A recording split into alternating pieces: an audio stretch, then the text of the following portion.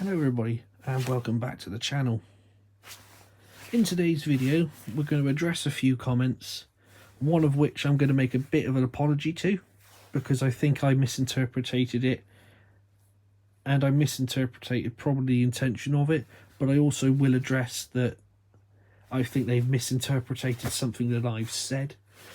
And you know, for the record, I don't have any ill will against this person at all. I just think they must have just had a bit of a bad day or took exception to something that I had said and felt their need to vent a little bit about it to me, and I felt a little bit insulted and I responded in a similar manner, which was unbecoming. The other apology that I feel like I need to make again, because the last thing I wanted to do was the mistake that ended up happening, but 4492, that locomotive was Dominion of Canada, not Commonwealth of... Dominion of Canada was 89. 92 was Dominion of New Zealand, not Commonwealth of New Zealand. The Commonwealth part of the name was only ever applied, in my knowledge, to Commonwealth of Australia, which was 91. It was just one of them slip of the tongue moments where anyone doing a review can relate to it. It's just one of those moments, you're going with the flow, you make a mistake. Like I put in the video, I put in an edit to say, look, I'm sorry, I made a mistake. So the last thing I wanted to do, if there was anyone from New Zealand watching that video, was upset them, you know, because I understand globally the Commonwealth is not necessarily something that's always smiled upon. You know, it is what it is. I'm not getting into the political side of things here because quite rightfully there's people more qualified and more interested in that sort of rubbish to talk about it. I'm sorry I called it rubbish, but to me politics is, you're either a good human being or you're a bit of an arse, and if you're on that side of it, clear off, really. You know, just treat people how you wish to be treated yourself at the end of the day. So going forward with this video, we're going to address the comments that I wished to address, make the apology to the chap that I needed to make the apology to, and also we're going to talk about a modification I made to one of these sets to make it so I could run 2 5-car sets of the Coronation behind 2 different A4s with the same, nearly the same vehicles in roughly the same format with 2 beaver tails. Let's get going.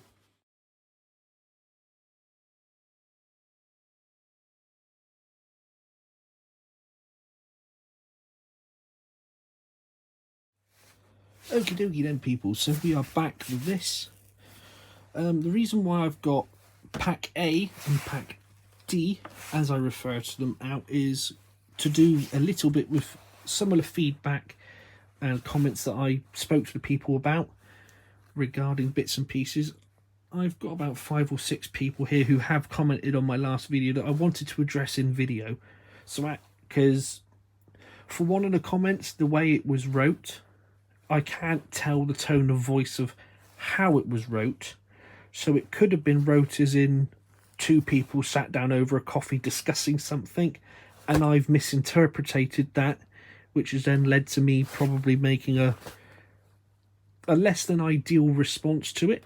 So for that, I just want to hold my hands up, and if offence has been caused by that, apologise to that individual, but also address it as in I didn't know how you were coming across to me. It's no excuse, but that's the way it is. So I thought you could hear the tone of my voice whilst I addressed that comment. So the chap that made that particular comment was Digital Careline, and he actually made a very valid point, although in my eyes a little bit unvalid in regards to what I was talking about at the time, was that I undersold kit building. Now, my reason for that was plain and simple. I was comparing costs, and this is just initial outlying cost. Yes, you can buy kits of these coaches a lot cheaper than what you can buy these coaches for, and the forthcoming beaver tail. But £610 for coaches that have already been built already been lined, have got wheels, have got 3 different couplings, you know, and they're finished to such a high standard, and as well they've got all the extra detail parts as well, isn't so bad a deal. Because yes, you could pay £400 for the Isinglass or whoever's kits of these coaches, but Isinglass are resin kits, relatively new, and the moulds are still fresh. But what if you were, again, I'm not saying these people make these kits, I'm just using them because they're well-known names and they've been around in the hobby for a long time. But for instance, Ian Kirk, Parkside, people whose moulds are getting a bit long in the tooth, where flash is becoming an ever more increasing problem with them. Now, I'm not saying that is the case. I'm just using their names as examples that people would know. You know, and like he said, there is a lot of time and effort that goes into kit building, as you can see by that B1. Hello, Editing Rossi. Just to say that when I was talking about that last topic in regards to kit building, I'm talking about plastic kit building. Obviously, you also have brass and white metal and nickel silver kit building as well. And there's various companies like Comet Models, MJT, I think they're called, that make or potentially make brass and white metal versions of these coaches. Something to bear in mind there, it's different construction techniques, different methods of painting, different methods of cleanup, and also, because of the different materials, probably an additional cost as well. So again, it's part of the never-ending story of kit building versus RTR. So please, bear that in mind, give it a little bit of caution. And now, back to the video. The Britannia, that K1, as well as other little bits and pieces and projects around in my shed. I get that. I've been there, I've done that. That B1 in itself is 6 months worth of work to get it to that stage, and it's still ongoing whilst I'm making adjustments and I'm making more room for clearances and whatever. So I get that, and I understand why you got upset there, which is why I thought if I address this with my voice as opposed to a comment like I did last time, I'm not coming after you at all, and I don't want anyone else to. It's pure and simply, no, I do understand, but I wasn't going into that. Unless specifically pushed, which you pushed. So there's my response to that. I'm just leaving it at that. If you don't want to buy the Hornby ones and buy the kit ones, be prepared. There's no guarantee that everything to complete that kit is going to be there, especially if it's second hand. You know, be prepared for possibly some scratch building as well. So my advice would be, buy these. They're cheaper in the long run. They are cheaper. You don't have to outlay materials, transfers, wheels, the initial outlay of the kit, possibly interiors, you know. The roofs might be missing, so you might have to... It goes on and on and on. You know, as I've found, in particular with the K1, lots of parts missing. Luckily, bits that were spares for the B1 were able to be used on the K1.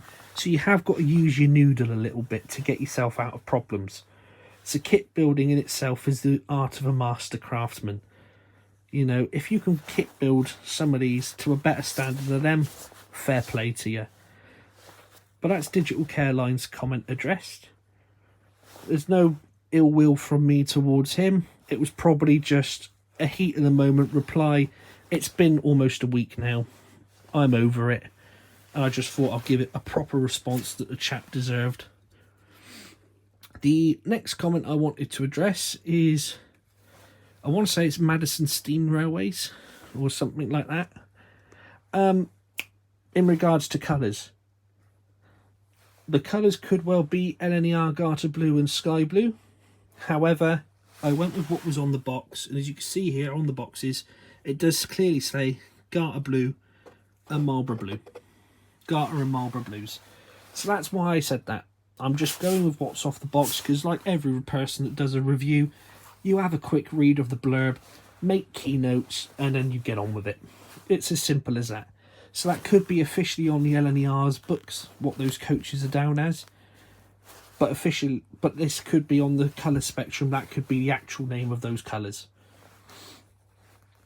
The next comment I wanted to address was Lynn Morton's comment in regarding to coaches B and coach F. Yes, they are both kitchen thirds. As you can tell, the shed is quite a mess and it does need a good tidy up. I've got a forthcoming week off to get that done, so that'll be happening. But yes, they are both kitchens, and I believe I replied to your comment with the full train formation. So I hope that was helpful for you. The next chat that I want to address is Soupstone Model Railways comment regarding the lighting. I think you might have hit that nail on the head there. I do think potentially it was a better quality lighting for first class, so therefore Hornby have replicated that potentially. And also inside these third class vehicles, it is a bit darker. It is more creams and browns in there, as opposed to a lot more white in the first class section of the train. So potentially that could be a little bit to do with it as well. Maybe the light reflecting off of that is a bit more yellowy because of that, or it could just be different LEDs used in it. Honestly, I don't know. I'm just happy that they're lit. So finally, before we get on to a joint reply, Goopy Goopy's comment regarding the length of the rake of the train, and his layout being too small to accommodate it. In a way, I don't want to say it's not my problem, because that isn't fair to say. But it is what it is. You know, the full rake of these, that's how they would have ran. However, there is nothing saying that you can't buy 3 packs. So I believe it was pack A, pack D and pack C, which is an open third and a kitchen third. I believe they took the open firsts out for the brake test that subsequently became the speed record run. But they did run it in a rake of 6 with a dynamometer car. So potentially that might be on the cards for you. Run a rake of 6 with a dynamometer car, and it's that day in 1938 where a certain engine with a certain number broke the world speed record for steam-powered traction, and you could do a recreation of that, because it was the Coronation coaches they used. Whether it was this particular rake of Coronation coaches, I don't know. But that is the rake. It was Mallard, dynamometer car, and 6 of these coaches. My only concern is,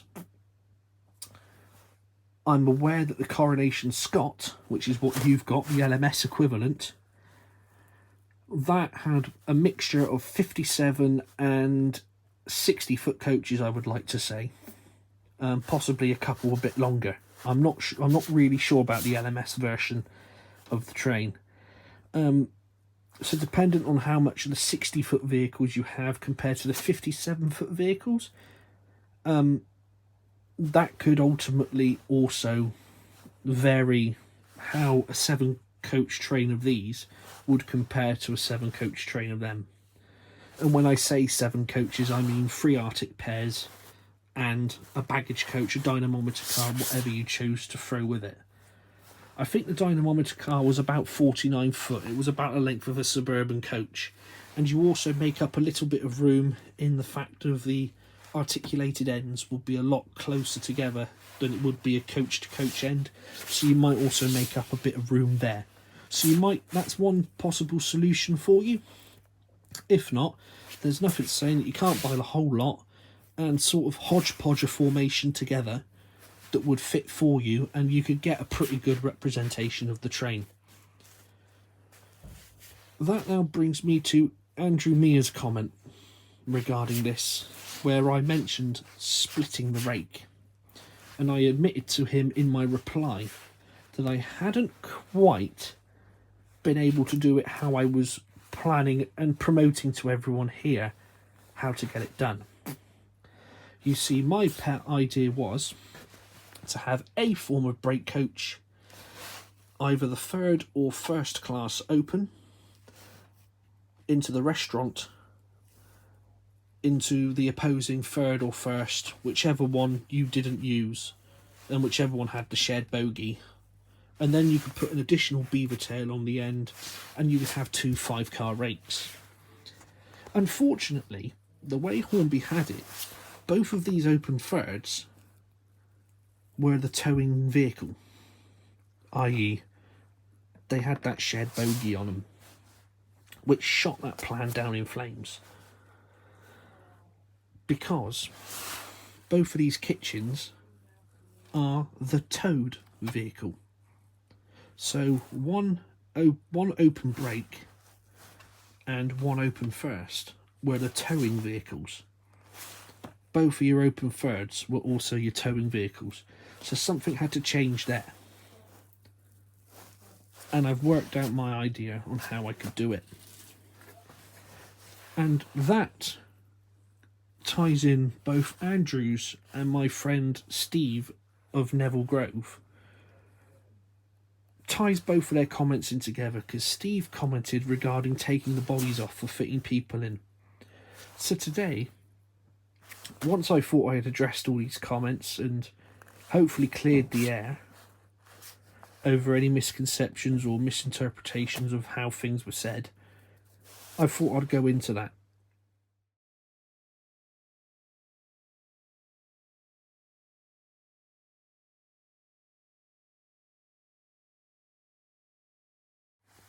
Okay, now, so addressing Stephen Andrews' comments. This here is a virgin set. A set that hasn't been touched with the exception of putting a KD coupling in. This is, as you would get it, out of the box. Again, I've taken the hook and bar coupling, the tension lock out, and I put Hornby's magnetic coupling in. So, usually the vehicle at the top of the box here is the towing vehicle. This one here would be the towed vehicle. So it's always, so the way Hornby have done it, it's coaches A, C, and A, C, E, and G, which are your towing vehicles, and B, D, F, and H are your towed. With the interpretation, one can only assume that is how you would always run the train, basically. Whenever you're running it, the rakes would have been turned and coach A was always at the head of the train. I'm not sure. I think in real life, more than likely, once you got to your final destination, which I believe for the Coronation was Edinburgh, the beaver tail would have been taken off, the train would have been taken away, beaver tail taken off, turned, and then put onto coach A. And then the format, assuming that coach A was at the Edinburgh end of the train, not the London end of the train. So that pack there is completely untouched. This pack here, with pack, I call it pack D, it's not pack D. I just refer to it as pack D because 4 packs make up the train. I've actually taken these coaches apart and moved this bogie from coach G to coach H. That in itself took a bit of fettling to do, which involved my Pico rolling stop cradle, a small screwdriver, my old hands, and a wee bit of patience. So we'll now go into basically discussing how I did that. But before I do that, I need to discuss how this coach coupling works. Now, in the previous video, I said how there's this little arrangement here with a little prong, and then you would slide it up and hook it over like so, with this little bit with this brass screw in, or this brass pin in, that then going into this little bit here, and that helps keep the coaches together alongside gravity, which sort of is based off the real thing. So What stops this bogie from coming out of the respective vehicle that it's in? Well, that's quite simple. This little brass screw here, if I can get it to refocus on it, this little brass screw here is representing it. But if I pull it out, in this slot here on the opposing end of the coach, there is a little plastic pin that goes in there. And it's just a push fit. You can tease it out, and if you're careful, tease it out and pull it out. And then that will allow you to take the bogie off. However, when you do this, if you see here on coach G how it's quite close to the top, this little bit, if we flip it over, you can see how there's a bit of a lip here. Now that slider coupling on this coach is actually the other way up, so it's actually pushing against the bogie, and then this will then ride on top of it, and then it will lock itself in place. When I took that out to flip it, you have to be bloody careful. As I found to my dismay on coach H, which I don't think you'll be able to see, but in under there, if you can see, the little tab that those couplings clip into is essentially an M pocket. On coach H I broke it, meaning I had to turn to our old friend Humbrol poly cement and patience, let that go off and set, and then basically put it all back together and test it.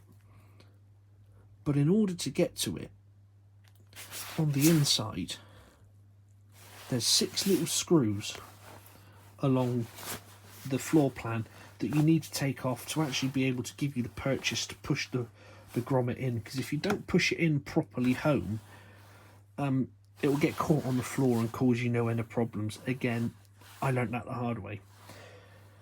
So I'll just pause the video quickly and then carry on in a minute with coach G in a loco cradle, and I will show you where to unclip the coach and how it comes apart basically.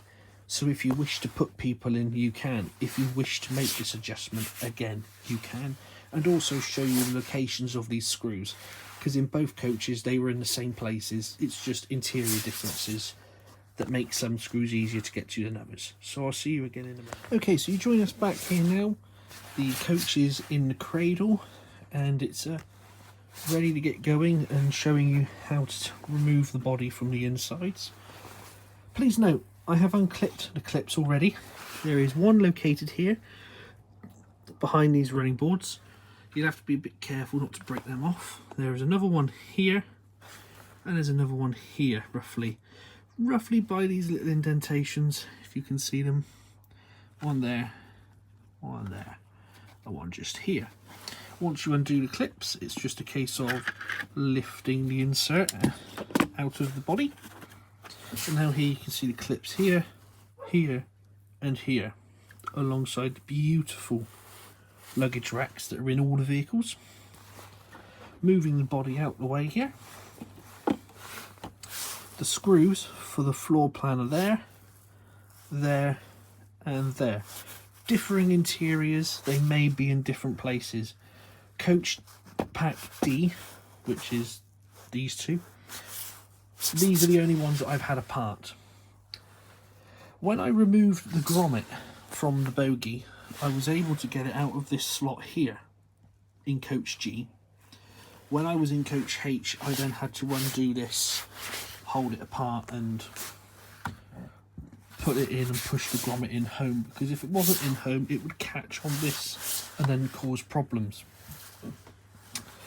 Again, if I just flip this on its side, when I did my alterations to this bit here, I actually broke this clip piece, but thankfully, like I mentioned with my old friend the old poly cement, I'd managed to fix that with the poly cement and the bracket. I managed to fix it.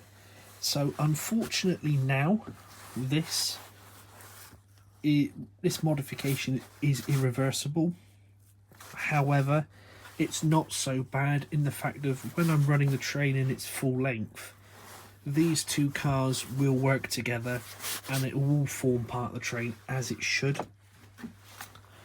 The other benefit is as well that now that they've been swapped over and this is now different, if I wanted to put my two open thirds together, I can.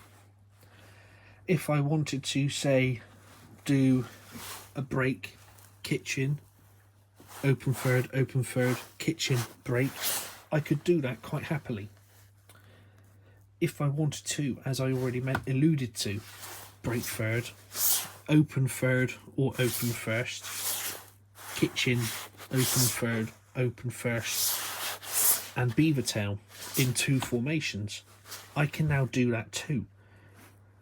So this now will work with all the other packs as intended, but I could just put different vehicles on there. So that is essentially it, the modification I've done. You only need to do it to either packs D, I think it's packs D, or pack C, which is the other open third and the other kitchen. But you do have to do it to one of the packs with the open third. Because these brake coaches, if I now take this back out of the cradle and bring this coach back into the form, these brake coaches, one of which is towed, one of which does the towing. A does the towing and H was the towed vehicle. Now, both of mine are the towing vehicle. One of my open thirds is a towing vehicle and a towed. Both of my kitchens are the towed and the open first. Again, now, like my open thirds, one was towing and now one is towed. So it's one of these that you have to make the modification to allow you to run two split versions of the train. But other than that, these are splendid vehicles at source. So again, Rossi's recommendation. If you've got the budget for them, you have the space for them, and the desire for them, hurry up and snap yourself up a full set of the train. Because otherwise, they're all going to sell out and people are going to want these. Whether or not Hornby will re-release them as a different version of the same train with different running numbers, or whether they will shorten the rake and change the Coronation wording to West Riding and they produce the West Riding, I don't know. If they do that, I will be making a pre-order as well. So yeah, that is basically the LNER Coronation coaches revisited. I hope this was informative for you. Again,